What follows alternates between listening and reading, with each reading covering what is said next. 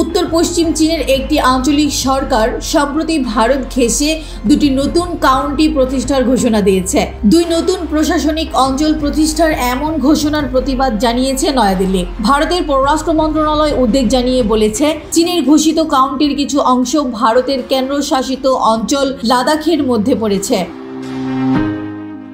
নয়াদিল্লি জানিয়েছে, প্রতিবেশী দেশটির দুটি কাউন্টি প্রতিষ্ঠা ঘোষণার পর ভারত কূটনৈতিক চ্যানেলের মাধ্যমে আপত্তি ও প্রতিবাদ জানিয়েছে। চীনের রাষ্ট্রীয় গণমাধ্যম সিনহুয়া গত 27 ডিসেম্বর জানিয়েছে, উত্তর পশ্চিম চীনের জিনজিয়াং উইঘুর স্বায়ত্তশাসিত অঞ্চলের সরকার দুটি নতুন কাউন্টি প্রতিষ্ঠার ঘোষণা দিয়েছে। এলোর নাম হেআন এবং হেকাং। কমিউনিস্ট পার্টির কেন্দ্রীয় কমিটি এবং রাষ্ট্রীয় পরিষদ এটি অনুমোদন দিয়েছে।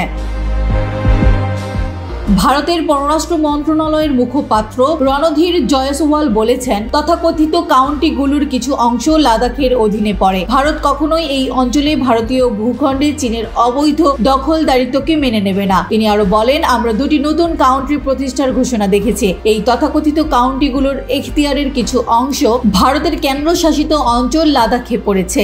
এই এলাকায় ভারতীয় ভূখণ্ডে চীনের বেআইনি দখলদারিত্ব আমরা কখনোই মেনে নেইনি।